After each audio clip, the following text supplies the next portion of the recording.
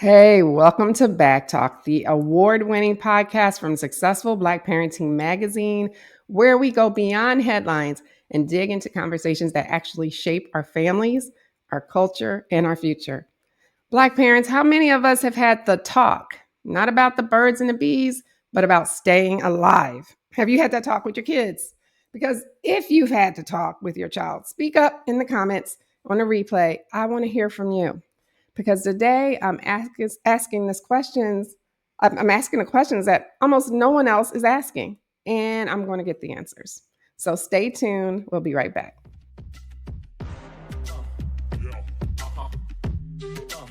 This is Back Talk by Successful Black Parenting Magazine, the most listened to podcast for parents by parents.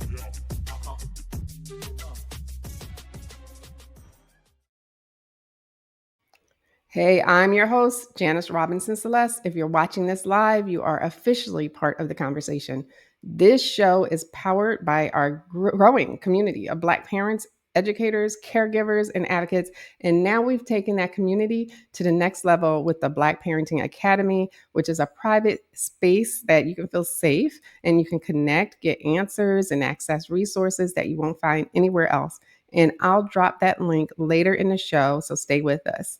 You can also follow us by clicking on this QR code, and you can follow Successful Black Parenting. So do that. And later in the show, I'll change it so that you can follow the Black Parenting Academy. And because we care about you, you can always comment and we'll answer your comments even if you're watching the replay. So put your thoughts and questions in the comment section, and I will always check them ongoing. So settle in. We want you to share this show with all of your family and friends if you believe conversations like this matter. And so let's get into it. So on this episode of Back Talk, I am speaking with Dakari Larriett, who is a U.S. Senate candidate, and he's also the author of Don't Flush, a book that we're going to be talking about all throughout the show. So welcome to the show, Dakari. Thank you, Janice. It's so nice to be here. Now, I know you're running for Senate and I know you're an author. I know your story, but the audience doesn't know your story. So I want you to introduce yourself. Yeah, so in short, born and raised Alabamian, military, Army brat, grew up all over the place, and built my career in New York City because I couldn't find a job when I graduated from University of Alabama. And up in New York, I threw myself into public service and volunteered and worked with the Bronx Community Pride Center, advocating for LGBT and unhoused youth in the South Bronx. I then went on to work for the Harm Reduction Coalition, fighting the opioid crisis from coast to coast. And then back in Alabama, joined the board of the University of Alabama Alumni Association, advocating for equal access and cost-effective access to education. And just last year, while driving through the state of Michigan, I was falsely arrested by the Michigan State Police. And that became the subject of my new book, Don't Flush. Wow, we're going to get into that story. You and I have something in common. I used to run as the president and CEO of a nonprofit in California, a group called Fentanyl Solution, which was advocating for keeping fentanyl away from children. And we taught in schools and different corporations about using Narcan, et cetera. So I did that for a good 2 years before I headed out here. But it's definitely a worthy cause. And fentanyl is, and opioids in general, but especially fentanyl can be out of control in areas where it's instant death for people. So Glad to hear you were doing that. So what's one thing that most people don't know about you? Because that's always our icebreaker for all of our guests. What's one thing that most people don't know about Dakari? Most people don't know and are surprised that I was a ballet dancer and attended an art school called the Alabama School of Fine Arts here in Birmingham, where I majored in ballet. Fantastic. Can I find that on YouTube? Can I find any performances? Because I'm going to Well, look. gosh, that was like 25 years ago, but I Wow. did do a special with Alabama Public Television that's still out there. So maybe. Okay, I'm gonna go snooping down that rabbit hole and see if I can find your doing ballet, because that got to be awesome. And that means you're very graceful, which is awesome. I'm not. I'm the opposite of graceful. I'm clumsy. Okay, so so I respect that. Okay, so let's go into your book. Don't Flush. right? And that's such a Yes. powerful title. What inspired Right. it? And what message were you hoping that readers, especially parents, would take away from that? Yeah, the title was meant to be incendiary, and it highlights one of the most gruesome, horrific moments of the night of my false arrest. So, in short, the troopers were attempting to implicate me in a drug-related crime, Mhm. and throughout the night, they were, for example, inferring that I was driving under the influence of drugs, under the influence of alcohol, and at one point, they even accused me of smuggling drugs into the jailhouse by way of ingestion. And I was forced to use the restroom publicly in front of the booking officers, the troopers, everyone. And I was ordered by Trooper George Kanya, Michigan State Police, don't flush. Mm-mm-mm. That's Yeah. terrible. I'm sorry you had to go through that. It's embarrassing. All the things. What made them stop you in the first place? Well, the assertion of the troopers, and we've seen this in all of the back and forth legal documents, was that I was violating traffic laws and that I was running red lights, which I was not, and my friend passenger attested to as well. But what we found after 5.5 months of fighting for the FOIA and all the documentation was that the animus was from the very beginning about race. They were making fun of my African name, which is Dakari. And the interesting thing is that it was a black officer and a white officer. The black officer mispronounced my name with this very exaggerated and humiliating accent. And then the white trooper said, Daiquiri, Daiquiri, we hope you're not drinking daiquiris. This was before we had any face-to-face interaction. So throughout the night, it was gaslighting, it was racial profiling. They were in disbelief that I could afford or drive a Cadillac. And in fact, pulled my friend to the side when we were separated and said, "Is this really his car? Where did he get it from?" So Okay. that was the point of the stop. It was racial profiling. And you know what? I feel like that is uh, probably the reason that a lot of black men get pulled on the side, like jealousy. How do you Yes. afford this car? Because you Yeah. hear them ask that very question: How can you afford this car? This isn't your car. And it's Yeah. like the jealousy that you can feel that you just feel the energy right behind that statement, right? Yeah. So I think I don't know what to think about that. Like the police officer, you should be making enough money. You could afford a nice car. You know what I mean? I know, my ex-husband was a police officer and it's the reason he's my ex, but he made enough money. He could afford a nice car. He worked Yeah. overtime constantly, Yeah. constantly. But Yeah. anyway, let's get back to your book. So you write about the talk with black Yeah. parents that they must have with their children about safety and survival. How did your own experience shape how you think we should approach those conversations today? Because you went through something that most people don't go through, and we are trying to have this talk with our kids as if we experienced it, but we have not. Yeah. That's a great point. So I was 42 years old when this happened. I want to be clear, I've never had a negative interaction with the police. I have cousins in Birmingham Police Department, FBI, Homeland Security. So I always had a really positive impression of law enforcement. I thought that they were here to keep us safe. So knowing that, I also knew about some other bad experiences. For example, I really juxtaposed the story of my grandparents' 1957 interaction with the KKK with my own stop, extrajudicial, obviously, and just completely inhumane. Uh, and the talk has been happening in my family for 60 years, right? So it has to start early. It has to start before they start driving so that they really understand what's going to likely happen to them at some point in their life. And even at 42, if you ever look at the video that went viral, I was stunned. I was speechless at many points in the night. And if you can make it up, they're using that now against me and saying that that somehow inferred that I was doing something wrong. Oh, wow. They use everything, don't they? Anything they can try to turn into something else and spin. Because I've seen that happen. I'm like, what?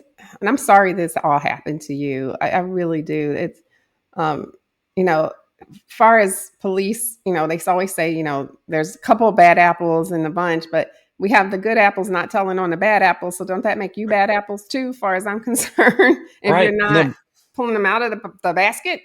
Exactly. And, in my case, we have body and dash cam video. It went viral. Experts have weighed in on it from coast to coast. Why is the state still defending them? If you're not empathetic to Black men and my specific situation, think about it like this. Your tax dollars in Michigan are paying to defend these guys. It's been about 18 months now. In this case, will probably go on for another year and a half. What a waste of state funds. Fire these guys. Get rid of the bad apples.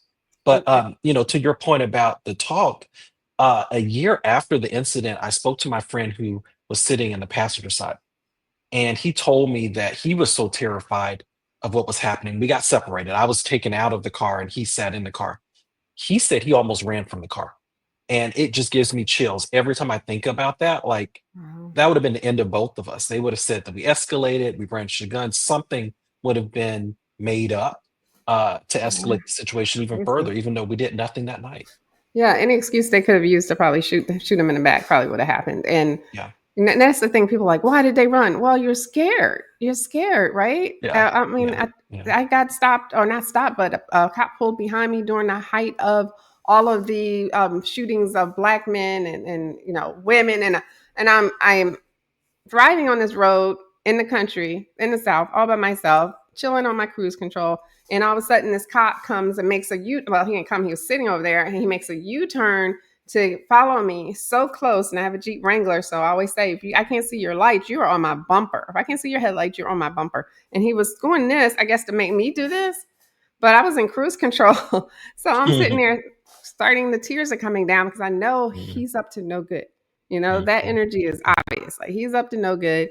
And I don't know what he's going to do because his lights aren't on. If his lights aren't on, he's not recording anything, is what I understand, right? Oh, I So didn't know that. I'm sitting there and I'm terrified. And then there was a few minutes of terror. And then he decided, I can't even tell you how long it was. Felt like forever. But then he decided to turn around really quickly. I guess he didn't get a reaction out of me. He didn't know he really did if he would have saw me, Mm, face to face. But mhm, he turned around and he kept going. He probably ran my license, saw that it was clear, and then because I didn't react, I'm sure that's he turned around and left. But wow. I had that flight feeling too, where I just Right, wanted to get away. So I right. understand your friend, and I understand people who run because Mhm, you're terrified yeah, and you hope you can get away and not get shot in the back. You know what I mean? But it's a terrible place to be, and I don't think that is fair that anyone should feel that way. I remember growing up and feeling like cops are being told, "Oh, the police are your community helpers." So what? mhm, How do we tell kids now that we got to have mhm, this talk, but yet yes. we don't want to scare them, right? So how do we not scare them? It's a balancing act. I think it's having those positive influences in the community. I live in Birmingham, Alabama. We're a majority Black city. I know the sheriff, I know the police chief. I don't fear the police here. So I think that's important for the kids to see, Hmm. to engage in those community based activities where they can meet law enforcement and talk to them. And then be realistic about, like we said, there are those bad apples, just like there are bad adults in every scenario, right? And they have to be prepared. And I distinctly remember buying my first car and my dad showing me where to put my paperwork, how to put the wallet on the dashboard, like those things that we learn now. Sometimes you don't remember them in the moment because you're just so terrified, though. Wow. I mean, I've not had to have the talk with. I have grandkids, so I haven't had to have the talk with any of them yet. I had one grandkid that experienced the police coming to the house for basically a wellness check because his dad dropped him off too early and he let Mm, himself in, and mom wasn't home yet, so mom freaked mm. out and called the police to go check on him. And he's autistic. He had a great day. I just got to share the story. I'm a proud grandma anyway, but he had a great week and we get smiley faces every day. That's his goal, right? So when the police came and knocked at the door and he opened the door, he's 6. He opens the door and he sees the police and he tells them, "I cannot go to jail. I have a smiley face." He told him, "I cannot go. I have a smile." But he has this bit of a fear that Yeah. police are going to arrest him, and I'm not Oh sure no. exactly where that came from. So we have to still figure out how to balance that. And but the Yes. funny thing is that we don't have that fear with the fire department, right? We only have it No, with the no. police departments. It's a cultural thing. And speaking to my issue, the judge actually said, well, there was a black officer there, so how could it be racism? This is institutional. This is institutional. Well, he also said that I was suspicious for driving at 3 a.m. So you see what I'm working with. Slave patrols. Yeah. Yeah, That's what it sounds yeah, like. yeah, yeah. But it's cultural. It is Yeah. so cultural and so much more complex than racism. So we cannot drive after a certain time. Is it Yes, suspicious? yes. Or, a rather expensive car. Yeah. So can't drive after a certain time. Can't drive a certain car. Yeah, We have because of our skin color, which is yeah. wonderful melanin that does Yes. amazing things that they wish they sometime had. Right. And yet, but so freedom to them is a facade. Yeah. Yeah, Right. and then Right. don't be nervous. Don't be Oh nervous God. based upon all of the history that we've God had with forbid. negative interactions with the police. So, Our yeah. poor kids, especially when they get to driving age, right? Because that's usually when we have this talk. Now, keep your hands at 10 and 2, put your information on the dashboard or in Mhm, the window. mhm. And then I hear parents say, and this always just gets me right in the gut, your only goal is to get home safe. That's Yeah, it, because they yeah. know they might not. So do whatever you got to do. Yes, ma'am. No, no, sir. What so you can get home safely. Don't Mhm, back talk. All of that stuff. Ironically, right. the name of the show. Don't back talk. Right. So Right, yeah. it's a shame. Why? I mean, why do we have to do this to our kids? Like, they keep saying be resilient. Why do our kids have to be so Mhm, resilient? Why aren't you doing stuff that so that our kids can be protected? You ready to mhm. write a whole story about that, by the way. And that's But why I wrote the book. That's why I wrote the yeah, book, to bring light to the issue, and ultimately, I just realized the current systems are not set up for us, and we've got to change the laws. And I spent 20 years fighting from the outside, advocating, protesting, doing all of this work. I need to be in a position where I can write the laws and administer justice. And that's why I'm running for US Senate. absolutely, and I'm glad you are. But how did that moment change your view of the justice system and parents who have black boys? Well, it made it real to me. Like when you think about folks who are falsely charged and imprisoned and 15, 20 years, I really just kind of saw as I sat in the jailhouse that night how it happens. And I thought very much about like how many other people here are actually innocent, like completely innocent. And maybe they don't have the resources to bond out. In my case, they told me it would take 2 weeks to get the drug test results. So if I didn't have $100, I guess I would have sat there for 2 weeks, lost my job, my car would have been impounded. Like it just snowballs. So that was part of my calculus, that I had to use my resources to fight back all the way to the Supreme Court if it takes it. We're currently in the Sixth Circuit Court of Appeal. So we're one level below the US Supreme Court, fighting the state police of Michigan. Good, and I hope that everything gets ruled in your favor. But one encounter with the wrong person, or in this case, two of the wrong people, can Yeah. ruin a person's life. Yes. Ruin up their life, their family, their career, everything. You don't show up at work, you lose your car, you can't feed Yeah. your kids, you get evicted. Some people, because they're living paycheck to paycheck, can't miss a day of work. Yes. Right. So when is this reform coming that I keep hearing about? Where is this reform coming from? We've got to change the laws federally. And that was my calculus in running for a federal role. I live in Alabama. Pragmatically, I don't see us passing any type of comprehensive reform. But what I've authored is a bill called the Motorist Bill of Rights. And it protects us on the roads. And it's very simple. It's like use the infrastructure we already have. Most police systems have invested millions of dollars in body and dash cam, but then they don't share it with us. They weaponize it against us. So we had a situation here in Birmingham. High schooler Jabari Peoples was the victim of a police homicide. The state police here in Alabama, it's called Aaliyah, refused to release the video to the family. And then when they ultimately did, it was this edited thing. It was just a very small piece of the night. And it basically raised more questions than answers. So I want to change that. I want to ensure that video evidence is uploaded to a neutral third party cloud server that public defenders and victims and families can access and get clarity. And then that makes everybody safe. It holds the police accountable. No, that's great. That's great that you did that. I think that that's a start. It's definitely a start. I also think that, and I don't know if we'll ever get their cooperation, but state membership organizations like the FOP, Federal Order of Police, they need to really lead the way on this. And I don't know if they ever will, because I've not seen them take a big stance to basically do what they're supposed to do, protect the people. Protect and serve. Yeah, I have not seen a stance on that, and siding with the cops, whether they're right or wrong, is wrong. It's just wrong. Right. Right. So I think it does. I think you have to get their buy-in as well.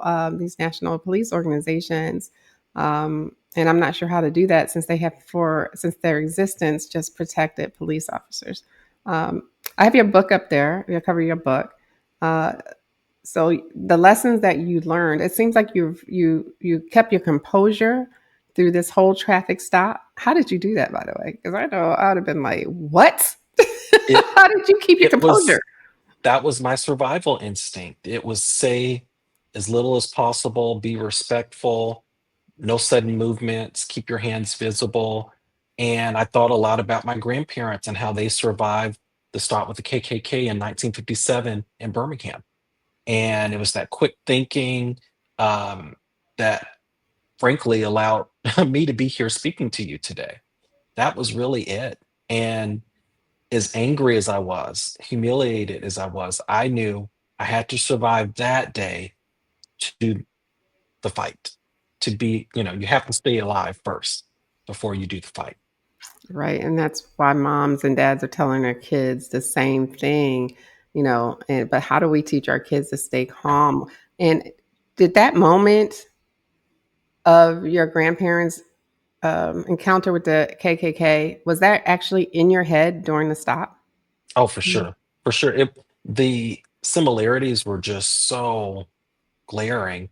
I think about the burning cross and the flashing lights of the squad car, and the abuse of power, the blockade. I mean, it it was very easy to tie the two together. And I talk about some other incidents. We're so vulnerable in our cars. There was an instance where a man hit my grandmother and two of her friends in their car, and she went to the police department and tried to get justice from that. And it was just like, you're just just a couple black girls. Who cares? We're not gonna, bring any matter against a white man. So Mhm. these stories have been happening for generations and generations. Um, and it's sad how some things just have not improved. No, and thank God for the internet now, because you can be judged by the court of public opinion. So, like, Yes. putting these recordings out there also have helped. I got to say, I got to kudos to Netflix too for them covering some stories that helped to get justice in the past. But yeah, I don't know how do we teach children to stay calm, especially teens who are they have the teen attitude, 6, Yeah. 7, I don't know all the stuff that they got going on. How do we teach kids? Like, what would you say to a parent who has teens to keep them calm in a situation? What do they need to do? I really, after my experience, again, this happened to me at 42, and I wasn't fully ready.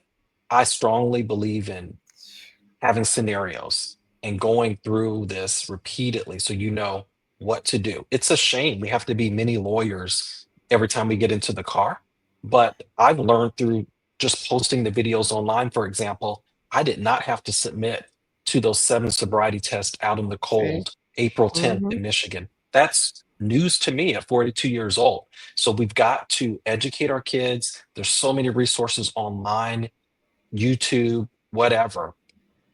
This is what you say, this is what you don't say. For the most part, you can remain silent throughout the night. You can call for a supervisor, for example. You can ask for their credentials. You can do a lot of different things to slow down the process.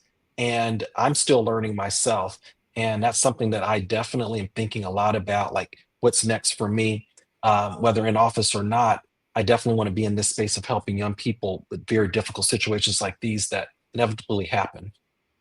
That's important. And the fact that you don't always know your rights, I think preparing ahead of time is a way to do that, and finding out your rights. I always said if I had to do college all over again as a freshman, I would have gone ahead and went to law school. Only thing kept me from doing it was laziness because I was in debate club and we had to carry back then all these books, heavy books around. So if we had iPads and internet, I would have totally been an attorney because I feel like you need that baseline to know all of your rights and what you can or cannot do. And I feel like if you're an attorney, not many people can mess with you and get away with it. Yeah, So, had I yeah, had to do it all over again, I would have done that just to protect myself and my family and be able to educate people on their rights, right? Probably would have been yes, civil rights attorney knowing me, right? But right, right, kids, we have to let them know what they can and cannot do. But I do feel that a lot of times in these stops that I have seen recorded, when Black people know their rights and they exercise their rights, the cops, especially white cops, get upset. And mm, I've heard the term uppity N word, right? Uppity N okay, word. okay, I'm sure you're familiar with what I'm talking about. hmm, Okay. absolutely, So what do we do then? If we say, can we get a supervisor? Can I get your name? Can I get your card? yeah, And they resist and then they get angry. We can't teach kids, is that something we should still teach our kids? I don't know. I don't even know if we know the answer to that question. But what would you suggest if we're exercising our rights, even as adults, and you get yeah. this cop that's angry because we're challenging them a bit? It's it is completely legal to be disrespectful. It is, but it's not Mm, helpful, right? mhm. It's not helpful. And I just looked at the calculus and I said, I'm in a dark alley at 3 a.m. with two cops. How do you win? You have to be compliant. Be compliant and as respectful as possible. And that's what got me through that night. And that's why I'm still here today. And now I can be aggressive. Now I can sue Yeah, them in appeals court. That's good. the time. So I think that's the important conversation with our youth. And it's all about starting early. One of the things I remember in that moment was a course I took in undergrad. So that would have been what, 20 something years earlier, right? And this was like a business law case, but the professor kind of went on a tangent and said, oh, by the way, never ever allow anyone to inspect your car. You just never know. What if someone valeted your car and something fell out of their pocket into your car? And I'll never I never even thought forget about that. that Yeah. discussion, right? So it's interesting when the troopers were plotting to plant drugs in my vehicle, which was caught on camera, they made a comment about he's probably going to refuse. He's going to refuse access to the car. So, And you should. uh, yeah, as you should. So we've got to tell the youth that you have certain rights. You have your Fourth Amendment right, illegal search and seizure, and you can, decline to do these sobriety tests. Right. I had a friend move my things down south in an RV. Like we had the small boxes, right? So he volunteered to take all the small boxes down south from Philly to Florida. Got stopped, pulled because he didn't use his signal, and he refused to let them search because I had all my boxes in there, right? So he was like, "It's nothing illegal, right?" So what the police did in the southern state was they told him, "Okay, well then you're gonna have to wait till we get the search dog to come." Right? Mm. So then he waited 45 minutes for this dog to come. And so they had the dog sniffing, they had the mirrors out looking underneath the RV, and the dog didn't do anything. Like, they're supposed to sit and whatever. The dog didn't do anything. And what did they say? Every time they say, "Oh, the dog alerted us to something." It never fails. The dog's over there wagging his tail like, "Hey, I'm over here. I'm having a good time. I'm not alerting nothing. I'm not sitting. I'm not pointing. I'm just like, okay, we outside." But no, dogs do anything. And they searched the vehicle because now they Yeah. had, probable cause, right? The dog alerted, didn't do a dang thing. Mm. So the funny thing was about that, just end of the story real quick, is that I love Smarties and those little Halloween candies that are like, they're like, I don't know, they look like little pills, but they're candy. Like all the kids get it, right? Smarties and things like that. And so I had the wrapper in the handle of the door handle before he left. I didn't know it was still there. I just kind of ate it and put it there. And they literally tested that candy wrapper for cocaine. Oh I my guess God. cocaine or whatever substance they were looking for. So they had nothing. So they eventually had to let him go. But they Mhm. wasted a good 2 hours of him on the side of the road, which is dangerous anyway. Wow. But Wow. that's what I don't understand. That's why we need that reform. We need that Yes. reform. And Yeah.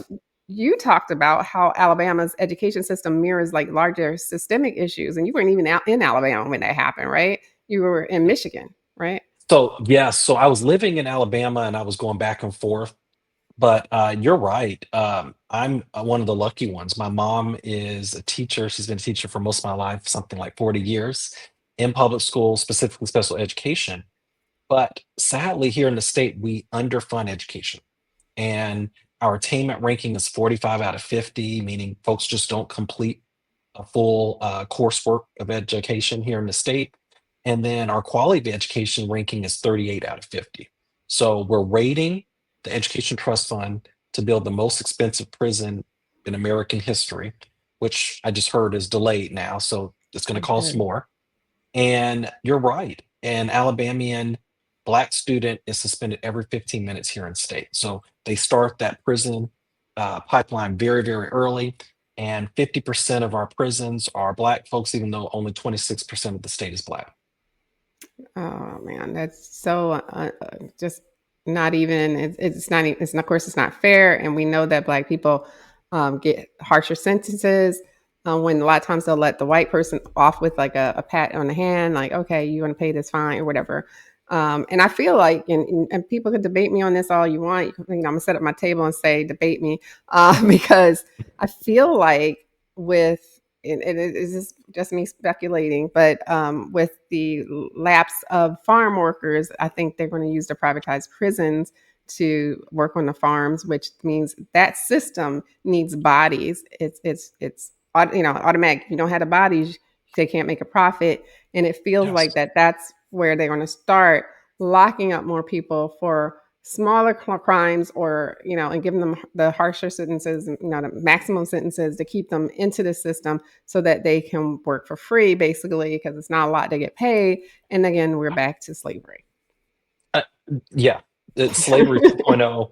It's a crazy statistic. Highly recommend your readers and watchers to read Black AF history. It really walks you through That's the right. Let me get that. history of Mhm. prison labor. At one point, it was something like 70% of Alabama's economy. It's probably still quite up there, but you're absolutely right. It's so transparent. We know the companies involved. It largely is the food industry, the industrial food industry, fast food industry, that are basically using slave labor now. And it's very scary to think what's going to happen with those farm jobs. Yeah, it is scary. I tend to think about things too much and put two and two together, and then I'm also well read, so I'm like, if people don't see it coming. A lot of times you talk to people, and they say ignorance is bliss. I would love to have that ignorance in the bliss, because a lot of people just don't pay attention, and I'm like, I pay attention too much. So when I come to them, Mhm. like they're like, that's not going to happen. Yes, it is happening. Like so, but you do have to pay attention. And you talked about how this whole system in schools, and your mom being a teacher, but schools need reform too, because they are contributing to this pipeline. Is there anything that parents can do right now to fight for fair education so that their children aren't suspended unjustly? Mhm. Mhm. Well, one of the things my mom always did was speak to how Black boys need to learn, ensure that we advocate for more diverse panels of teachers in the school. That's one of the easiest things we can do. And again, it all comes back to funding. We've got to pay teachers competitive salaries so we can attract diverse workers into the workplace, including men. That is simple. It seems very simple, but it comes back to money. And we're seeing that in places like New York City, where they're able to improve the diversity of the schools. And it's so important to have those Black male role models in school and advocates. That was so important to me, actually, as a young person, seeing Black men teachers throughout my career. Right. Let's talk about this school to prison pipeline a little more, because a lot of people don't know what it is. I'm gonna let you explain your version of how you see it. What is this school to prison pipeline? Well, it's systemic. It really is the process of getting young people into our prison system and for 30, 40 years or life, because here in Alabama, it's almost impossible to get parole. And it starts at a very early age. It's every 15 minutes, a Black child is expelled. Um, Harsher punishment for being kids, frankly. Um, and frankly, it's tied to economic opportunity. So when folks just don't have opportunities in their communities, job opportunities, it can lead to very big mistakes in youth. So we've got to support these kids. We've got to give them pipelines to success, career opportunities, access to mental health. And when you take away all of that funding, what do you expect? A population that you can then imprison. Right, right. And I know as a former teacher, I've seen everything from black kids doing the same thing as the white kids, and the white teacher hating the black kid for it, but praising the white kid for it. Mm, mm, Where I had to step in because I ain't gonna let that happen. First of all, so that, and I've seen where kids get suspended to expulsion to, and they feel, first of all, they don't have anything to do when they're home alone and their parents are working, so they get in trouble and they can easily get in trouble, and then get arrested, go to juvie, and then that starts the pipeline, right? And they also feel right. bad about themselves because now you got this school telling them they're constantly doing things wrong and they're bad. And at that Mhm, young age, that sticks in your head. Oh, I'm bad, then I'm gonna be bad, right? The right. self-fulfilling prophecy. That, right? That's what we have in psychology. It's like a mirror, looking in a mirror. Somebody tells you what you are, then you internalize that and you become that person. So we need to stop and make sure we're not doing the same thing at home too. Don't tell your child, ever tell your child they're bad, right? Their behavior Yeah. might be bad at that moment that you don't like, but your child is not bad because then they internalize that as who they are. So let's make Mhm, sure we're not calling kids bad. That's one thing that's very different. That sounds like a fine line, but it's very different from saying their behavior is bad versus the kid is bad, right? You don't want to right. throw the baby out with the bathwater, right? Mhm, So, but how do we stop that at home? How do we stop the school to mhm, prison pipeline at home? Like, what mhm. would you suggest? Well, I think there are a lot of community-based things we can do. I think about truancy issues within the Black community. A lot of it is just they don't have transportation to school. Um, I also think about why we need leaders that are going to fight for programs like SNAP.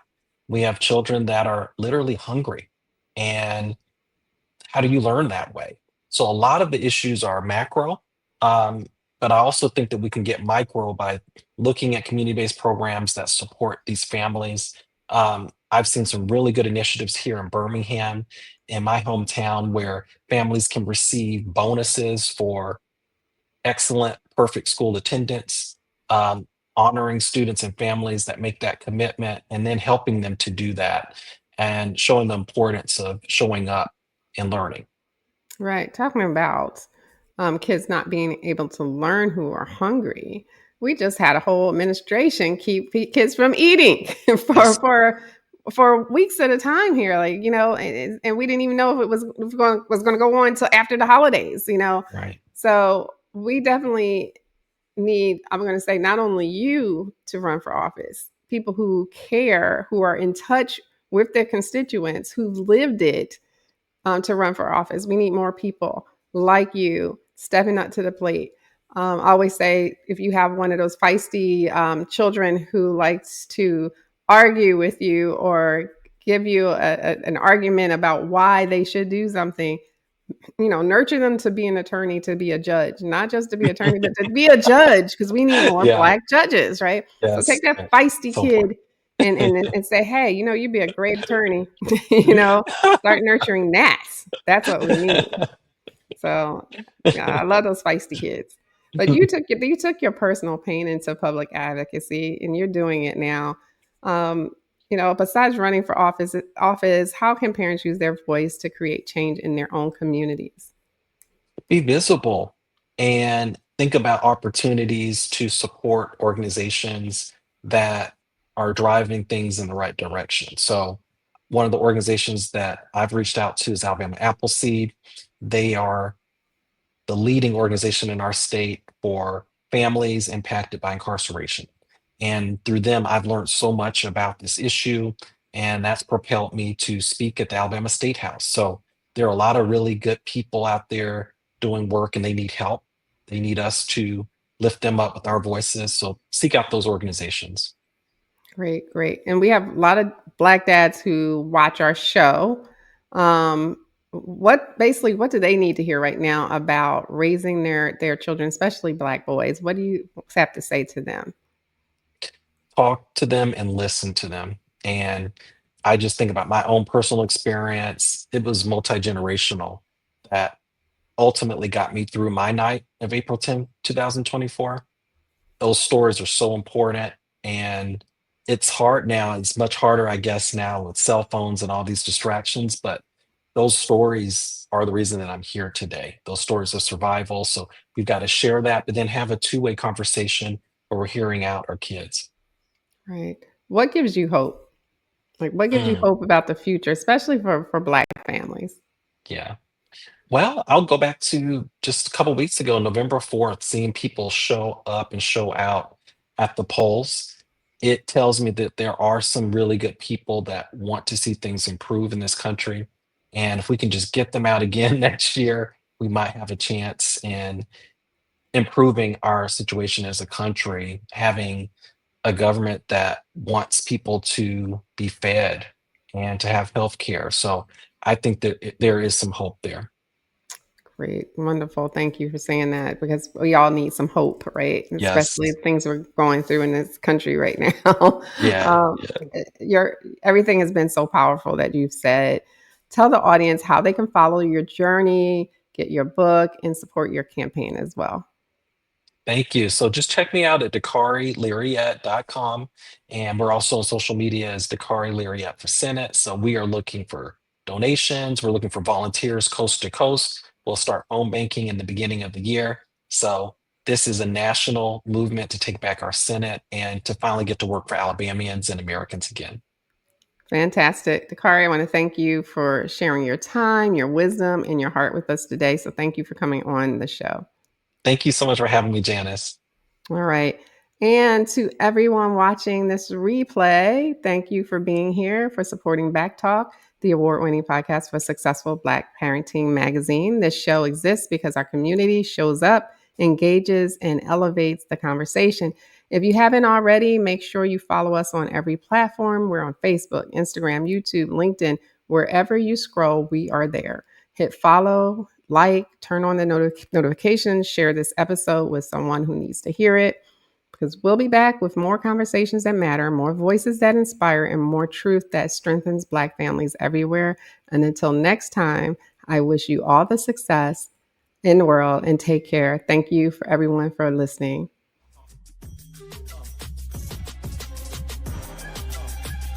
Thanks for tuning in to Back Talk by Successful Black Parenting Magazine. We'll see you soon.